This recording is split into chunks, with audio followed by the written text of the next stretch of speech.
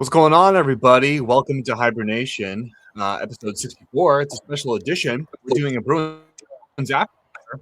This episode comes immediately after the Bruins overtime loss to the Florida Panthers in a shootout.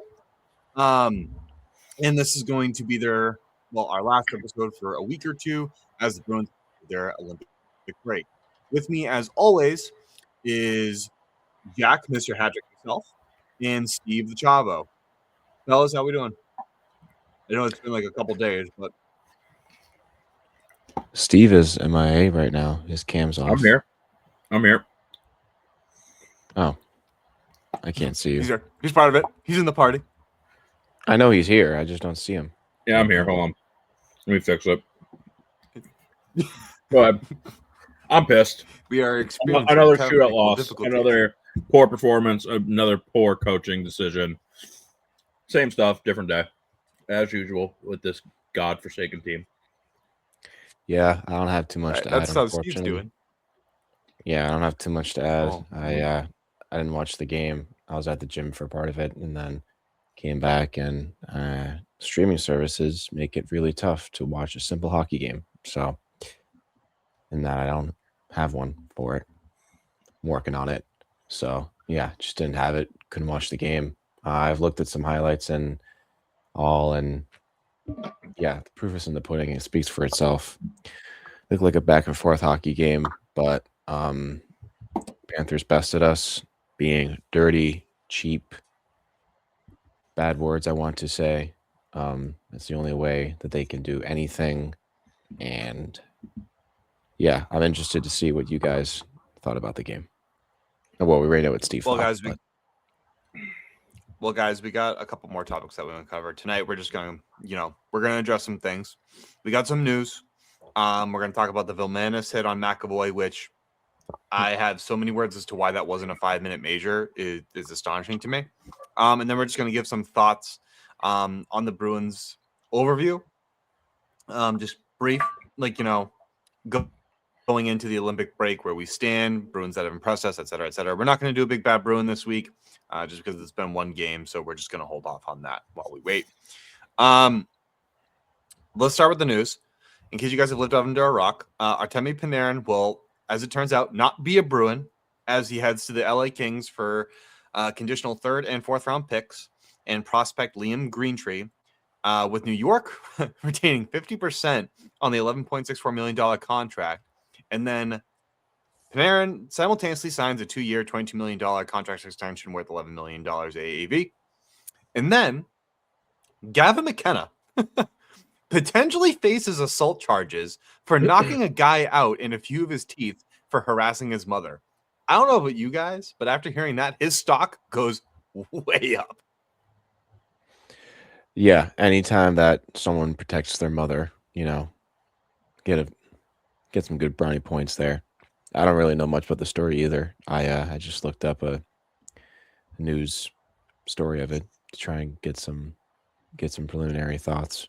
But yeah, he went punch. Yeah, I mean, is what it is. Yeah. Just 18-year-olds doing stupid shit. Yeah, I mean, it definitely it's not good for his image. It's not good for his image and his draft potential. I mean, that's just to say the obvious. You never want to have those headlines, and if it comes out he does to get those charges, yeah, it's gonna affect his almost a trade value. Jesus, almost thinking like he's in the league already. His draft value and and just his name. So even if he's protecting his mama, which is always sought after, it will hurt. It will hurt his draft chances. It will be interesting to see how it really shakes it up. But we'll find out more. It's a developing story. It's pretty much breaking news. Well, not breaking, but it's recent. Yeah, I mean, way out there. Go ahead, Steve. What you guys realistically think it's going to drop his draft stuff? I mean, I don't. He's still going to be number 1 overall. It's not. I don't know about that. Really, we'll see. It's not so much that incident would drop his draft value. It's just that Keaton Veroff and Ivar Stenberg are really making a case. That's the only reason why I say that. So it's between those three from what I've read. But And you think I don't. and you think the Assault Chargers can, shake that up, like add more to it? I think it just puts perspective into NHL owners, minds that it's like this is potentially risky, but I think the circumstances, no, it's not going to drop him from 1 to 17 or something along those lines. But it could maybe make him 2 or 3. He's a you kid. know what I mean? He's a kid. He makes mistakes. He's not coming to Boston. He's not dropping that low. I know, obviously, yeah. It's not going to damage his image to the point where, unless he has to serve time, which I sincerely doubt, but it's not going to ruin his image to the point where he's going to drop out of the top 10 entirely, or out of even the top 3. But I think it's just it puts something in the back of the team's minds of all right, this is something we have to kind of rope him in and understand. If he gets drafted, you have to handle it a little bit differently than what you did. Yeah, but it doesn't seem like this has been a problem or the case before. So hopefully he just smartens up and doesn't bring that with him. I don't see why he would. Sure. And despite all of our wants and needs, of course, Artemi Panarin is not coming to be a Boston Bruin. That was just very unfortunate. In fact, actually, LA came out of nowhere. It was rumored that Tampa Bay and the Capitals were duking it out, and then the Capitals dropped out. Then the Islanders swooped in, made a bid for it. Then the Islanders dropped out because apparently New York asked too much, and then Tampa couldn't get the deal done because they couldn't make the money work. And so LA, there you are. So great move for LA. They have a ton of cap space. We'll see how that develops. They're currently 1 point outside of a wild card spot, but they have several games in hand. So I have an article about it on don'tbuckwithmedia.com if that actually moves the needle for LA. So go check that out. Otherwise, we're going to get back to the Bruins who have a current record of 32, 20, and 5 for 69 points. Giggity. And why don't we discuss the Panthers game first, and then we'll go into our thoughts on the team as they head into the Olympic break. Jack, you said that you couldn't watch much of the game. It was a good third period comeback, down 2 goals, but from the highlights that you saw, and Steve, I'm assuming you watched the majority of the game, based on your very vivid description of how pissed off you were about it, and I echo that. Ultimately, how did you guys feel about it, Jack, from what you could see, and Steve, what you saw in real time? I see that the Bruins are still getting chefed by the refs. And I know we talked a lot about how you need discipline. And I think that is still very true. But Bruins are just getting their butts kicked in that area. And giving up a goal under 2 minutes again to start a game, it's not a good trend. I don't think you want to continue that. Hopefully you can nip that in the butt. Usually it's with, under 2 minutes to 30 seconds left in a period that Bruins will give up a goal. That's kind of been one of their things. So looked like a pretty back and forth game, and I hate seeing Tkachuk score. Screw that guy. And yeah, I think Steve pretty much bodied it. Same shit, different day. This team either, kind of puts it together and has a good complete game, or they're sloppy and they have to rely on comebacks, like a third period comeback, which that's good. But again, you need to have stability, and yeah, and just a shootout loss, that always stings. I kind of was following along with the live updates, and then seeing in the shootout, the score going 5-4 Panthers. That was the nail in the coffin. So not a great way to go into a break, but you still get a point. You're at giggity points. You are still 9 points ahead of the Panthers. That is a lot of points to make up. I'll call it right now. I don't care if I get clipped for it. They're not making it. That is a lot of points to make up. You need to win every game almost to finish the season. They're pretty much in the same spot as teams like the Leafs, who are going to want to sell, but they're the 2-time defending Stanley Cup champion. You can't sell. So, yeah.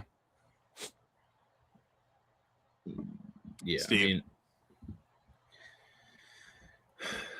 the hit on McAvoy was atrocious, right? Like you watch that replay and you can clearly see that like his elbow is extending out through his head. I don't know how you don't how you only get 2 minutes for that. It's just stupid. And then you immediately go down after you get the power play because Zadorov takes another penalty. It's just atrocious. And that was probably the sloppiest second period the Bruins have played in a long time. It was utterly sloppy. You give up a shorthand goal like that. It was sloppy. And I don't know what the coaching decision was for Korpisalo to start that game. I just don't get it at all. Swayman played Sunday. Okay, it's Wednesday. You're $8 million goalie. You're the number one goalie. You're expected to go play and have number one games. This is an important game. This is an important game. You're playing Florida. They're in your division. You need to come away with 2 points. You need to bury them. You're down your 2 best centers. Yeah. Like, it's like not sorry to interrupt you, Steve. Good. But I'm sorry to interrupt you. You're down your 2 best centers just to further your point. And like, it's not to say that Florida isn't hurting either, but they're out Barkov and a couple other some players. But I agree with you. Swayman might have been a key difference there. But continue, please. Yeah, I mean, it's just the importance of this game, right? Like, there's a limited amount of games you're going to have with, playing against Florida, right? Like, you need to come away with the points. We talked about points in the Atlantic, and these are the opponents that you actually need to beat. You need to keep that separation. And now you let them get 2 points. You got a point out of it, and congrats. But, like, same thing with Tampa. You needed to come away with 2 points. You need the points. That's just what it comes down to. If you want to keep your playoff hopes alive, that's what you need to do. And then another coaching decision by Sturm is his shootout selection. I don't know what he was doing there. I don't know the selection, Steve, but I know it was one that didn't make sense again and leaves you scratching your head. Go ahead, Cam. Let him know. But thank you, Steve. You knew exactly where I was going with it. They went and started with Arvidsson, who scored. I mean, technically, you could say Bobrovsky put it into his net, but Arvidsson scored. Then to Marat, to McAvoy, to Middlestat, no geeky, no pasta. At all. Yeah, I just don't know why you don't go with your best players, your best snipers. Like, and guys who can control the puck and actually have a good chance at burying it. I don't get that. I don't get it. They go. It's not the first time either. I believe Florida went. We've discussed this. Yeah, and it was against against Vancouver. Earlier. Yeah, against Vancouver earlier on the season. Yep. I was at Cam's house while we were watching the game. I think it was during the holidays, and we watched the utterly stupid shootout then. So yeah. And just for point of reference, the Florida Panthers went with, I know it was Luosterainen, Reinhart was one of them. I can't remember if it was Rodriguez or Rodriguez. I don't, forgive me if I'm mispronouncing his name. Rodriguez. But then their fourth shooter is Brad Marchand. Yeah. But then you know Marchand's coming at some point. You have the opportunity to put the game away, and I get it. You put McAvoy out there because he had the hit to the head, but if you really needed those 2 points, and Brad Marchand is likely coming out, and Brad Marchand is absolutely dirty in the shootout, You know he has a massive skill set. McAvoy is not the person you want to put out there because McAvoy just got the puck poked off of his stick. Wasn't good enough. And then you answer that with Middlestat. You need a Pasta or Geeky or someone who is a bona fide goal scorer to go out there and make the difference. So I agree with you, Steve. Marco Sturm, that loss, not on Korpisalo, because I think Korpisalo made some really good saves when he needed to, especially in overtime. I'm going to put it on Marco Sturm. Again, this brings me back to what Jack said about the Vancouver game. And I think it was on the 20th, of December, if I'm not mistaken. Yeah. And what the hell is that shootout lineup? Were you just feeling it? Did you just decide to pull names out of hat?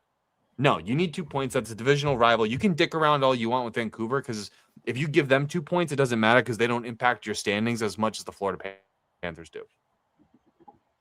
Yeah, exactly. Right, again, Florida needed those 2 points. And again, they're not making it. They're not.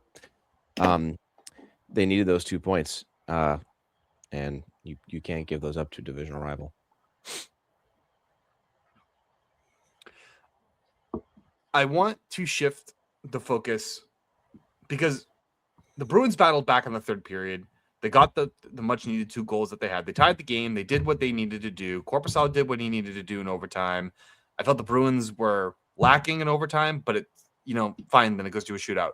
But let's look at the hit by Vilmanis on McAvoy. Now, mind you, Vilmanis did not play another shift after that. And they claimed he left the game with an upper body injury. I call bullshit. I think they were trying to protect him because the heat started to rise. Yeah, they knew if they put him back out on the ice, it didn't really matter who was on the ice. Someone was going to go after him. Someone was going to make him pay. That's such a bad hit. I saw the replay of it. I even saw it. That's a horrible hit. You clearly see his elbow come up. He falls through and knocks the daylights out of McAvoy. How do you? How is that only 2? Dirty. Yeah. You tell him, Steve. How is that only 2? I mean, you want to talk about Steve. like reffing and all these things. It's just like don't get me wrong. Like Bruins are definitely guilty of a lot of penalties. Like ones that I like and ones that I don't like. But it's just I wouldn't say like or dislike. There's penalties ones that are fair. There's ones that seemed a little soft, right? But at the end of the day, you only give him 2 minutes for that. Like, to me, it looked like he clearly targeted his head. I mean, they called it head contact, but that should have been a misconduct. There's clear intent for him to hit the head. You could if you had a TV on the other side of your room and you watch that hit, you would see the little point of his elbow come up and follow through. It is so clear as day. Yep. And I guess the only thing that you can look forward to is the NHLPA coming down with a suspension. But it has to be. I mean, yeah, right. It needs to be. Like they've spent how much money on trying to make the league quote unquote safer and get those type of hits out of the game. Like it needs to be a suspension and it needs to be a fine. If you want to just follow suit on what you've been trying to do for the past 10 years, right? Like you need to fine them and you need at least a 1-game suspension. Now, for me, what does that do for us, right? Like we don't get anything out of it. We got a 2-minute power play when it should have been 2 and 10. No, we didn't. Bruins ended up shorthanded out of that. Yeah, you're right because of the immediate thing. I mean, they gave him 2 minutes. The response, but it was just still. And also coward move, not putting him back out there. Like, mark your calendars for the next time they play. Just saying. If he didn't play after, and that was the last contact he made, his last shift, where's the upper body injury? Oh, because he followed up some way. Did he pull a muscle or something? Is that the upper body injury? Yeah, no, it's bull crap. They were clearly protecting him. Because the bulk of McAvoy's face shield probably hit his clavicle as his elbow went through. I don't know. And look, Steve, I actually agree with you. Kind of coward move not to put him out there. But honestly, I'm going to look at it in a different way. I'm going to give Florida credit because if they decided to pull him and say we'll do what the refs didn't do and pull him from the game, fine. If that's the case, fine. But I doubt that's the case. I guess that's one good thing. Congratulations. Yay, Panthers. I But I mean, doubt You guys are just a Because of spitting that's image. that's not how it works, though. Like, I've been around You're the right. game long enough. I know the game. Like, you do stuff like that, you need to answer for it, or someone else has Yep. to answer for it. That's the way it works. That's just how the quote unquote. That's why fighting is in the league. You're protecting your players so you don't get you don't take cheap shots like that. You don't take vulnerable hits like that. That's the players governing themselves, and 100%.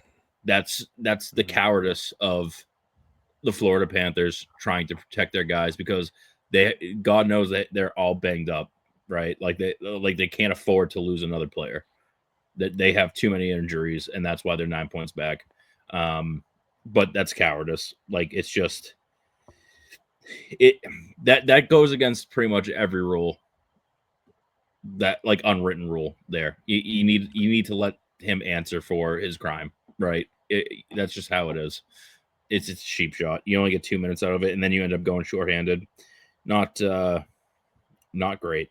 Just yeah, it's ridiculous. And I'm not giving Florida any credit because that's the type of shit that they would do.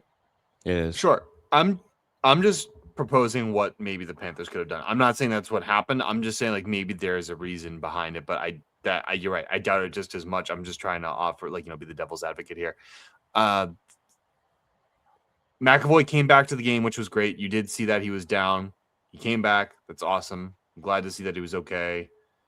That was just like the biggest concern because if you lose a guy like him, that's it. And again, it's just like I don't know. The league is inconsistent with these things, and that's my biggest concern. Is just like I don't know how you don't call that a 5-minute major. The guy leaps, uses his elbow right into him. George Parros is probably gonna give him a $5,000 fine and a Dunkin' Donuts gift card. Like it's just gonna be like one of those stupid things that just doesn't get its justice. April 2nd, by the way. At what point though? Mark it. April 2nd, next time. Bruins at Panthers, April 2nd, 6 p.m. Well, 7 p.m. for East Coasters. So I'm expecting the gloves to drop right off of that, but go ahead, continue. Now, the Bruins got the benefits of many calls against Florida. I'll say that. Florida is up there for one of the most penalized teams, so is Tampa. So it was nice to see for once that the Bruins actually get their opportunities on the power play and justifiably so. But also going back to the McAvoy hit, I have a question for you guys. At what point do you think that the players and coaches start holding the league accountable for egregious hits like this that go unchecked? And I'm not just saying like with just hits to the Boston Bruins, but you go look at Tom Wilson, Matt Rempe, some of these players that have this track record or not. Sometimes it even takes one time for you to be like, that's not okay. In the case of Vilmanis, at what point do you think the players and the coaches need to come together and the GMs need to come together and decide that like in the next CBA, these penalties need to be severe. We need to protect our players through hits like this. We need to have some clause that protects them much better than just George Parros pulling a punishment out of a hat or throwing a dart at a wheel. What do you think is going to cause that to happen? Or is that even necessary? To be honest, Cam, I don't know. Because this happens all the time. And there's been these conversations and discussions about cracking down and trying to hold players more accountable or holding the refs more accountable, have them available after the game. Sports like the NBA does that. We don't get to hear from the refs. They're this, thought and decision making behind it. Is it going to have to take someone getting knocked out in the way that Mark Savard got knocked out? Maybe. Sidney Crosby. Yeah, maybe if if a star gets really rocked, or there's just All Korea. All Korea. more more hits like this happening and nothing being done, then yeah, I think it definitely should be something that is focused on heavily in the off season, and maybe guys can get together, GMs, leaders, of the team and other teams, be like, listen, there needs to be more accountability here. But I don't know, Cam. This has been a concern and topic for what it seems like the last 10-15 years. It's gotten better. Guys almost died and got knocked out, and they have made changes where they tried. Mark Savard and the other guys we had mentioned. Like, I hate to say it, but maybe it has to get back to that again. Oh, I don't want players to happen to them, but it has Right. more bad stuff has to happen. I don't want it to. I don't have to be a fan of another player or another team to want them to actually have a nice, good, healthy game. Like, I may not be a big fan of Matt Rempe or Tom Wilson. I would never want to see them lose their head. You know what I mean? They have families. They're someone's child. Like, you know what I mean? So it's except just for Matt Cook. Steve, I'll let you go. Except Matt Cook. Well, yeah, Matt Cook can go pound rocks. But Steve, I'll let you have your take on it as well. And then I have a follow-up question. What are the owners and GMs going to do? They don't do anything. They don't negotiate anything. That's all. Like, the only way you're going to see any movement is from the NHLPA, because it's the collective bargaining is done by the NHLPA. Like, portions of their salary go to the. I mean, it has to be in tandem, but it's the fact is, the way it works is the NHLPA goes against the owners. Like, that's who. Like, that's that's who's versus who. Like, that's how it works. It's a union. Yeah, it's a union, and it's just like, to be honest with you, I don't think the league cares if it happens to the Boston Bruins. They don't care. Like, how many times have we seen hits like that on our players? Like, too many times. I don't think they care. But like, as soon as a Marchand starts slew footing people, they go ahead and rewrite the rules and create a penalty. Which, don't get me wrong, it is a penalty, but they create a penalty because Marchand does it so many times. Like, that's like my issue. Zdeno Chara, like Max Pacioretty. Like, you know what I mean? It's just so stupid, and it's just. My problem with it is it's not necessarily the hits, right? Like, those hits are going to happen. It's more about holding people accountable and having a set standard across the league. Because we like when they review that game, what's going to happen? Like, are they just going to fine them? Are they just going to, like, how many times have we seen horrible hits that deserve a suspension come out with just a fine? Too many, like, you know what I mean? Like, it's not consistent across the board. That's my issue with it. Is they need to have a standardized system of, hey, like, this is your first offense. Okay, you're gonna get fined $50K, $100K, whatever it is. Make it hurt. You know what I mean? Next one, automatic $10,000, $15,000, $20,000 fine plus a 2-game suspension. Next time it happens, 15-game suspension. Like, they need to make it across the board that's flat, not up to interpretation. That's my issue with it. And there will be times when we see like increases in these hits, like they try to add some precedent, and and they try to make fixes, but then it just, where's it go? Nowhere. They don't stick to it. So. Steve actually put up a good point, because my next question was going to be like, what would you do if you were the NHL commissioner, and if you saw the uptick in these hits, and if you saw that all these punishments, like, if you're just like, oh, well, it's worth a $5,000 fine, for a first time offense, I'm going to send out one of my bottom line players to absolutely elbow somebody in the head. It's worth a $5,000 fine, like, whatever.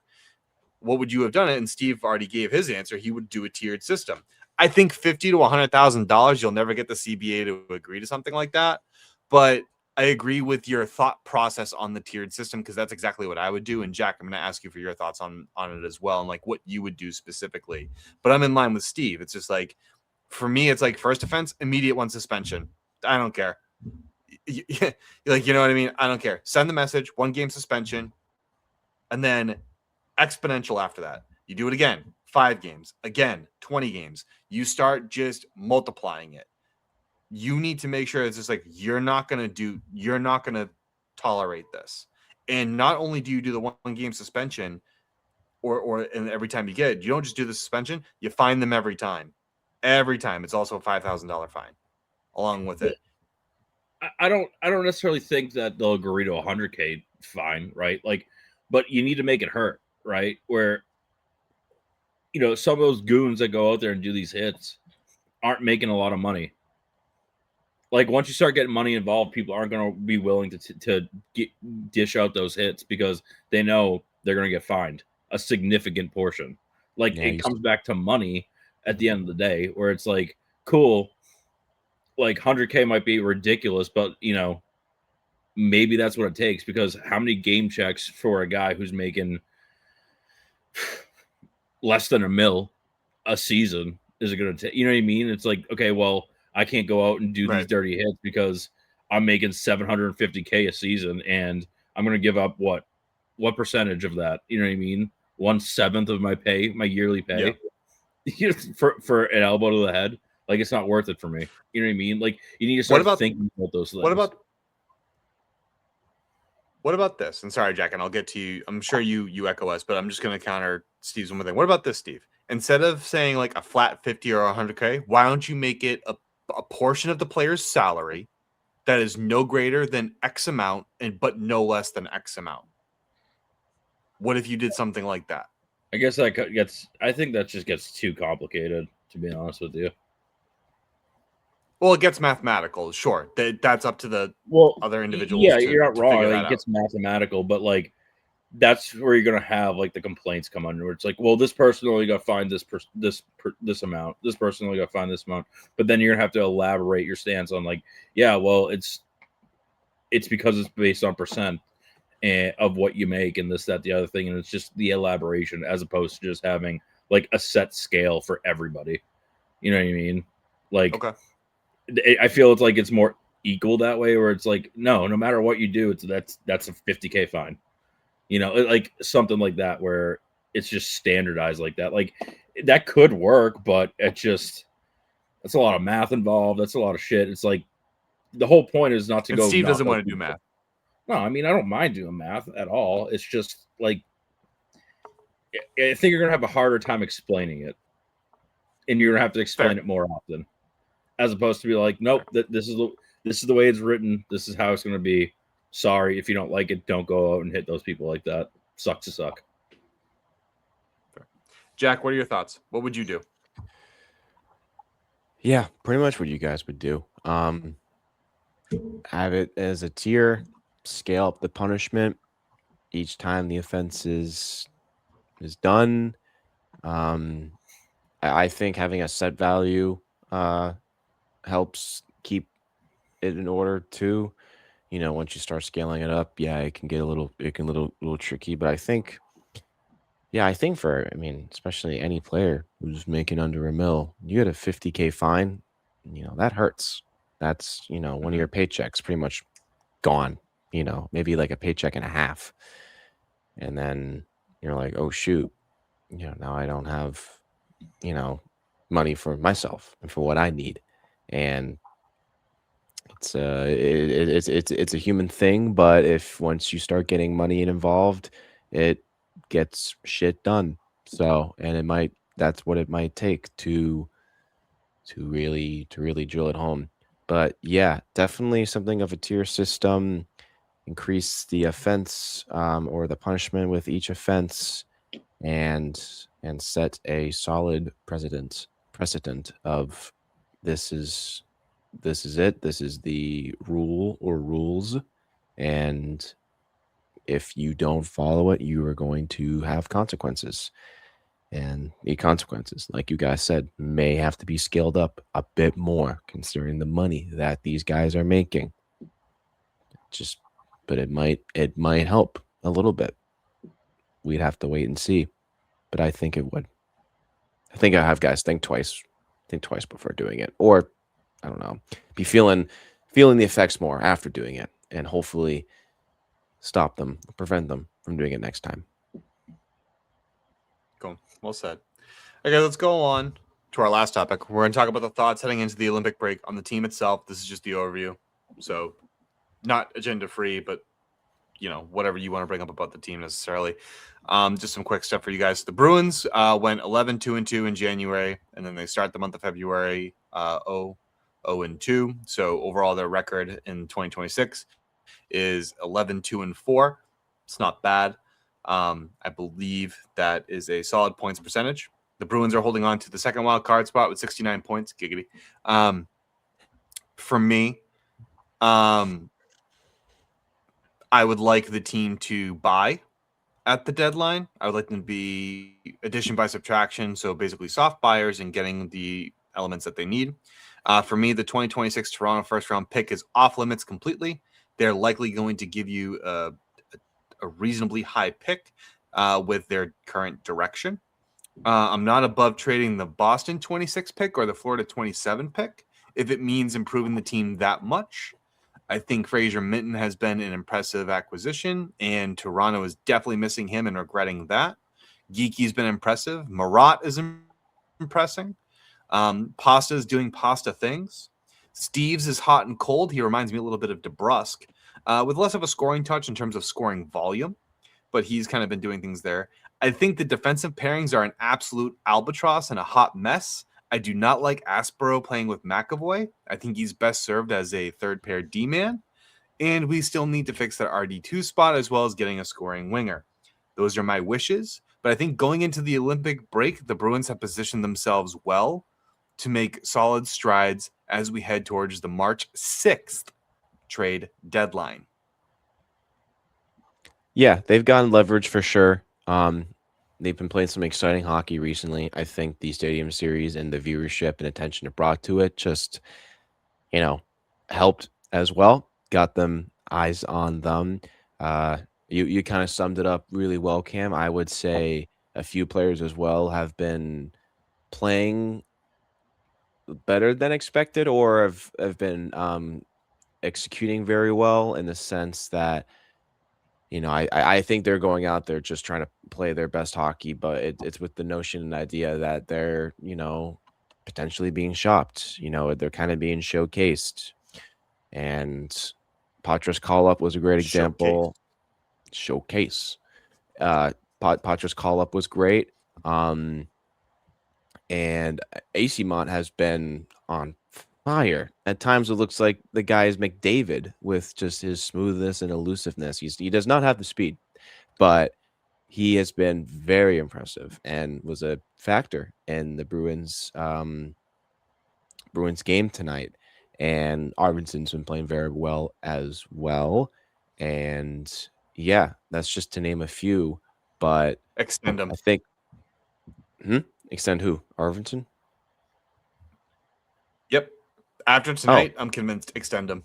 Yeah, I am too. I wouldn't really include him as like someone in like the showcase bubble, but yeah, we've just had a lot of showing with that, and he's someone I would extend as well. He's great. So, and yeah, defensive pairings need to be worked on a little bit. At the end of the day, if you got to put like Lindholm and McAvoy together to just have a solid first pairing, I think you do that, and then you can build your bottom four or your next two defensive pairings out from there.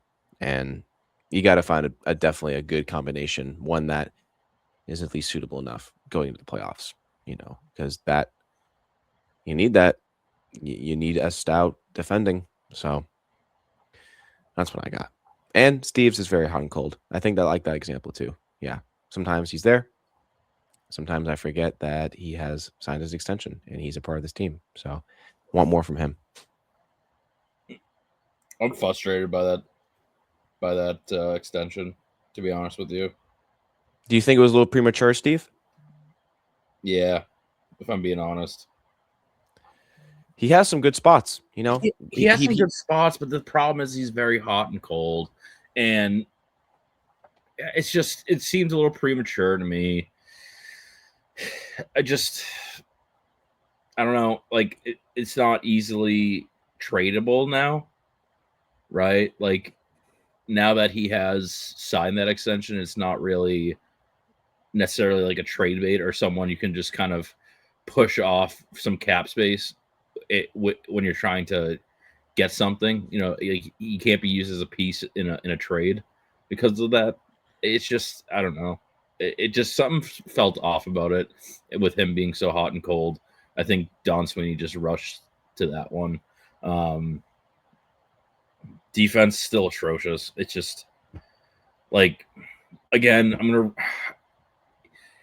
it's so frustrating that all we need is an RD2 and we have 3 solid pairs. Like, it's so frustrating that the lack of an RD2 is just causing so much chaos on our back end, and it hurts. By the way, Steve, Henry Jokiharju still has not played. He has not played the last couple games. Wonderful signing. Him. 3. Nope, he just hasn't played. Healthy scratch. He's been healthy scratched. I believe he's been healthy scratched. Damn, that's just great. I love so that. You gotta wonder. You gotta wonder his time is likely done. You're gonna probably package him, and you're probably gonna get. Honestly, I think the Bruins are gonna start targeting Zach Whitecloud. I would imagine Jokiharju and probably a 3rd-round pick going for Zach Whitecloud. Yeah, that's what I would imagine. And then boom, you fix one issue. Now you don't need Lowry. Go leverage him and Matthew Poitras to go get a scoring winger. So that's it. But I agree with you. I'm just letting you know that's the status right now on the RD2 position. We're saturated with left-handed shot defensemen, so we need to start really thinking here. Yeah, I mean, get creative. All these Bruins fans are so caught up on Lowry, and it's just making me sick. Like, he could be an excellent trade piece to a team that needs. They love him online. Everyone is like, "Don't trade Lowry. Don't trade Lowry." And to be fair, trade him. Fuck him. Hi, his sister. Hi, Zoe. Anyways, you know, there might be parts to his game and parts of his, you know, to his name that are nice. But yeah, I don't get the really discourse other than that for why everyone loves him online. I mean, he seems like a great kid, but he's just a valuable trade piece. I think he is. He's offensively talented, just a nightmare in the defensive zone, and like, it's just so frustrating. You need McAvoy, you need Lindholm. Okay, that's your top pair. You need someone with Zadorov, and you have Aspero and Peak on your 3rd pair. Like, it's really that plain and simple that it works. Like, it's frustrating to me that we're still sitting here debating on it, and they're still standing pat. It's just so very, very annoying and disappointing. I don't know if he gets moved. I don't see it. I don't see him moving either. If it hasn't happened yet, or there have not been talks in including him in a package, which, to be fair, there have, but nothing really like convincing. It's not happening. He's going to be with us when we get in the playoffs. You know, knock on wood. When we're starting round 1, he's going to be in that playoff lineup, or maybe he's not. And then it's like, why do you even have him still? You could have moved him and gotten some value or something for him, and then you might not even play him. He might be your 7th defenseman. I don't know. It's annoying. I agree with you, Steve. I don't get the discourse around him. Again, no offense. Seems like a great guy. But I don't know. Trade him. Damn. And I mean that with all love to Mason Lowry. I do. I was actually one of Mason Lowry's staunchest defenders last year, and being like, nah, he's only 23, 24. Give him an opportunity to grow into the role. And now I'm just like, he's looking like he's getting a little bit better, but I just don't. Yeah, I just don't see it consistently enough. I mean, like, he has great offensive capabilities, but outside of that, I just don't like Hampus Lindholm with him. I don't think that is the best use of Hampus Lindholm. That's just not where I think he needs to be. Lowry needs to be able to operate. Yeah, I think Lowry needs to operate on his own and be able to let that up with his age. That's what I need out of him, and he's just not giving that to me. So I think you leverage him and whatever else you can to make it better, because I think Aspro is a great, bottom pair guy. He's just you just need to make it obvious for the defensive pairings, because you're letting up a ton of goals right now with these defensive pairings. It's bad.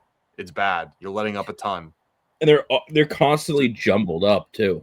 Like Been a story all season. You don't have like consistent pairings.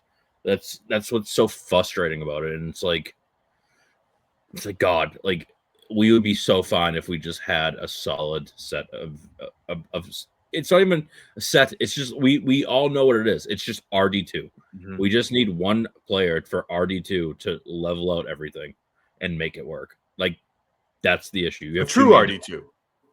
Yeah, a true RD2. Yeah.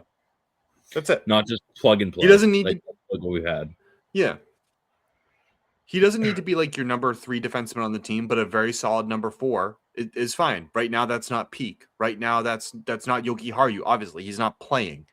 I think Aspro Peak would be a great third pairing. I think that's a big, tough line to play against.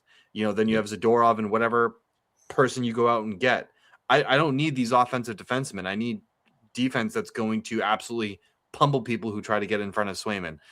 But that's a discussion for when we hit the trade deadline. I'm excited for it. I'm excited to be here with you guys for it. And the Bruins, like I mentioned, guys, I don't know if you guys agree with me with this, but the Bruins have positioned themselves extremely well in order to get this done by the trade deadline.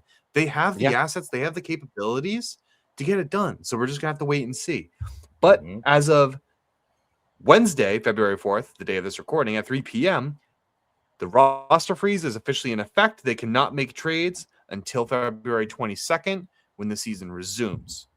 And only the 2 biggest trades today that happened was Bukestad going to the New Jersey Devils, which was a nothing burger. And then, of course, Artemi Panarin getting dealt to the LA Kings, which is probably the most influential of them all.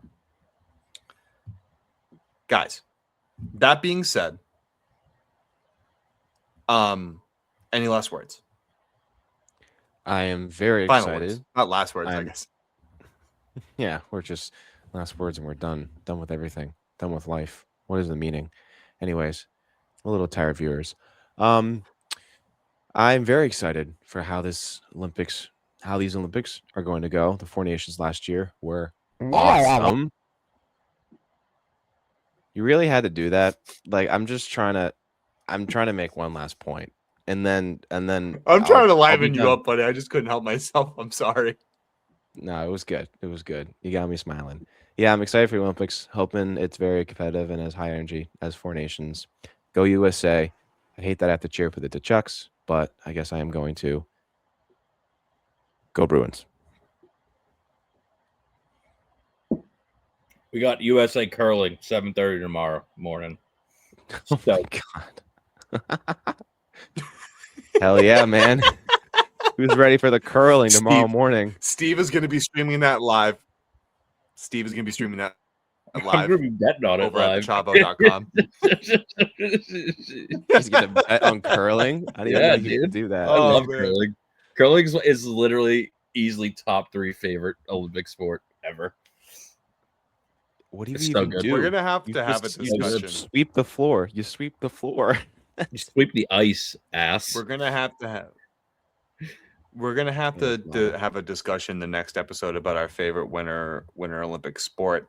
For those of you who are listening, we will probably have one additional episode during the Olympic break. So just be on the lookout for that. We may also even have a special guest. We're working out the details on that. But he may be joining us. The hint is he may be joining us again. So it was a previous guest that we had on. So if you guys don't know, go check out those videos on the guests that we formerly had. But until next time, guys, ladies and gentlemen, that will do it for this special episode. This was episode 64. Go check out our website, don'tpuckwithmedia.com, for all of our blogs and much more. Connect with us on Twitter, Bluesky, TikTok, YouTube, and through our website for your thoughts to be heard on our episodes. you can contact us. You can go do it on the website. There's a little button that says contact us. It sends us a direct email right to us. All of your information is kept confidential. All we get are your thoughts. Remember to like, comment, and subscribe to us on all of our platforms. And as always, we love you guys. And until next time, go Bruins. Bye.